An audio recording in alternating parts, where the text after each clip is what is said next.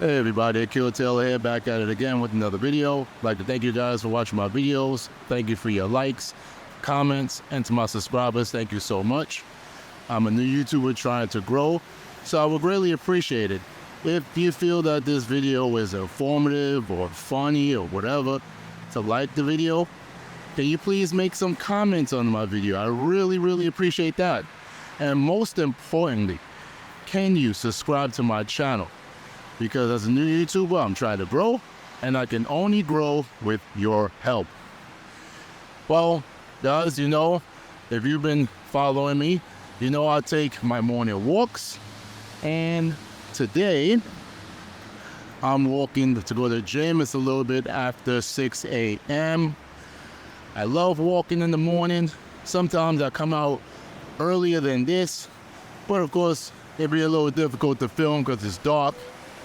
And I'm not trying to get jacked, because people will see you with this, they were like, "Ooh, let me see if I can take him." Now, I'm a big guy, I'm about 235.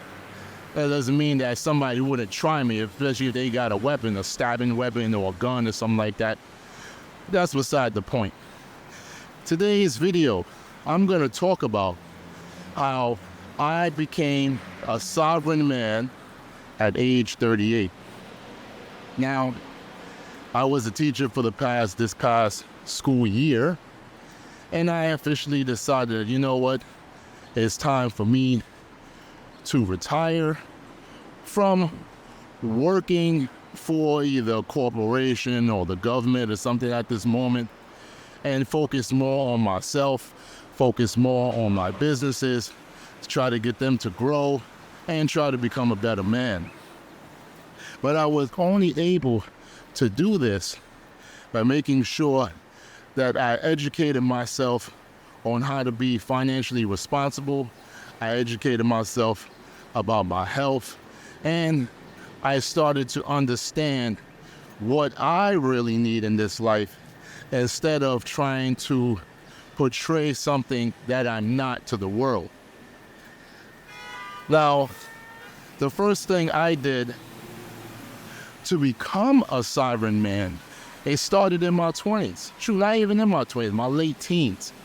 When I saw so many people at my first official job when I got out of high school. Well, I was still in high school, but I had it when I was out of high school as well.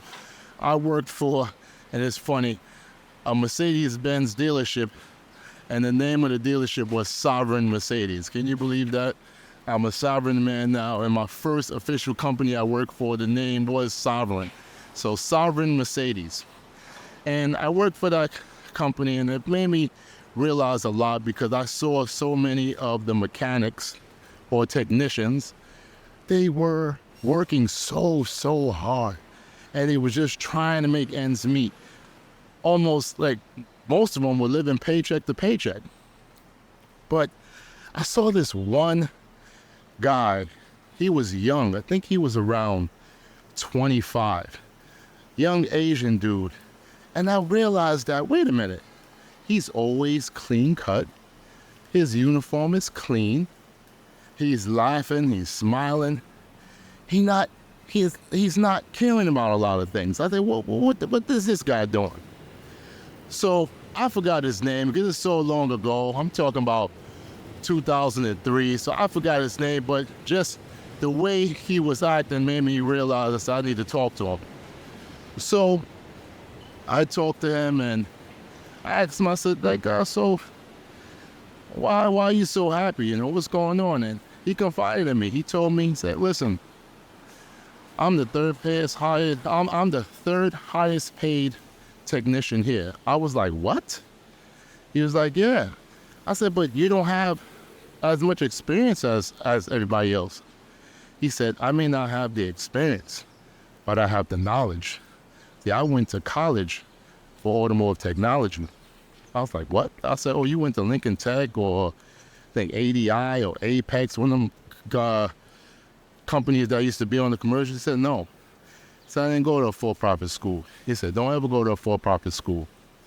He said, I went to Bronx Community College. I said, what? He said, yeah, I got my associate's degree in automotive technology. I said, wow. He said, listen, said, don't follow the crowd. People might want to go to a college because it's sexy. And it's so crazy because that's what I was going to do. I went to automotive high school, and I never heard of Bronx Community College. My advisors never pushed me to go to a community college or a four-year college. They were pushing me to go to a for-profit school. And I said to myself, okay, so he was telling me he went there. He's not the smartest tool in the shed, but it took him 3 years, but he got his degree and he applied for all these jobs, and Mercedes-Benz paid him the most. And I said, wow, that's amazing. And I asked him, I said, well, how long do you plan on doing this? He said, I plan on probably working as a technician for maybe 6 more years, open up my own shop when I'm 30. I said, wow, that's crazy. I never thought about things like that. Opening up my own shop, having a business. I only saw, I seen my grandfather have a business, but I only saw people working, so that's what I thought I had to do.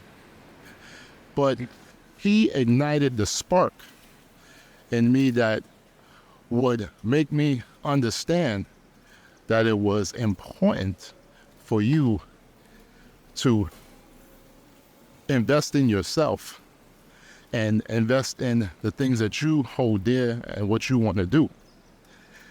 So after that, I was at Mercedes-Benz for a few more months, but then I went to General Motors. Now, I worked for General Motors in the parts department when I was in high school, but I wouldn't even say that was just a summer youth job. It wasn't my first job. It wasn't a job out of high school where, I don't have to worry about going to school or whatever. So then I got that job, and I seen the first time being in a union. And when I was in that union, it made me realize that, wow, this is a brotherhood right here. This is good. I love knowing that we try to take care of each other and we try to look out for one another. And that made me realize also that I learned that you can't always do this by yourself. You're going to need good people in your life that's going to help you and motivate you and give you good advice so that you can be good. So I learned that. And those two things there helped me when I became 21 and I became a bus driver. I had that knowledge of certain things in life to make sure that, hey, I'm going to do what I got to do. So when I became a bus driver and at 21, I stayed there I stayed there for 11 and a half years. And during my time there, I met so many good people, so many good passengers, so many other drivers, my other co-workers and stuff, who taught me about money, who said that, hey, look, you don't want to be spending all your money on credit cards. I made mistakes. I'm not, listen, when you're young, it's good to make those mistakes young. Don't make them old. Make the mistakes young. If you're going to get into debt or whatever, don't get into crazy debt. I spent so much money when I was young. I got in about $30,000 in credit card debt. I was foolish. I was foolish just spending willy-nilly and everything, but I got through it. I paid it off, things, but going through those things made me realize that, hey, all the things that I bought, I didn't even really have it after 2 years. I bought so much junk. And that's something that made me realize that, hey, in my life, I don't really need most of these things. I'm happy with minimalistic things, as a minimalist. Yes, okay, right now I'm in New York. I would love to have a car, but I don't need a car. So every time when I walk past and I see a car that's on sale and stuff like that, and I see how much they're selling it for, stuff like that, and I see the mileage, I start to think, hey, man, do I need this right now? Nope. I can walk. I love to walk. I can take public transportation. Let me do that, and let me keep on moving. And once I became in my 30s, especially once I bought my house at 30, having a home made me want to be sovereign or be free, because I didn't want to have to work tirelessly, to have to pay for a mortgage, to have to make sure that things are fixed, and if this breaks, that breaks, I gotta make sure I have the money to fix it and stuff like that. Having a home, especially in New York, the home that I bought was over 100 years old when I bought it. And yes, it was some work done, some repairs done, but I had to make major repairs. I had to do some electric work, plumbing and stuff like that. And I realized too, I was like, wow, if you're not prepared, you will just mess things up. And after a while, I had the house for about 5 years, and I sold it. I made a little decent return on my investment, but I was able to do more with that money, invest in other things, invest in school, and invest in myself. I lost a lot of weight. I was 360 pounds. Like I said, I'm 235 now. I lost a lot of weight. But I also was able to invest in other things, other real estate adventures that allowed me to make more money. But I also was able to start to see, hey, I don't really need these things. I don't feel that same way when I was younger. I don't feel to have a fancy car. I don't feel to just get certain things or even hang out like that, like even go to parties and stuff like that. I don't really feel that way. And I realized that, hey, I'm free. I'm free to make the decisions I want to make.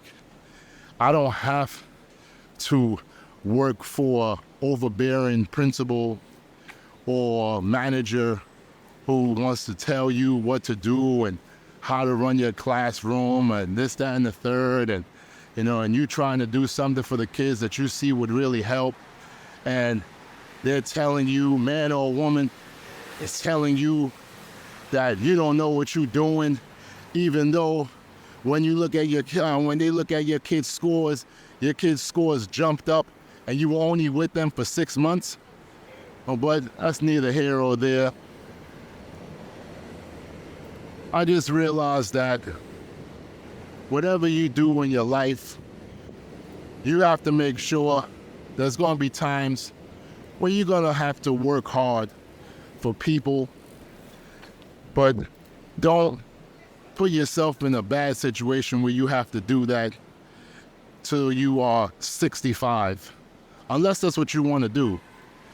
But try to work and save up your money and invest your money so that you can be able to thrive and you can be able to live the life that you want to live.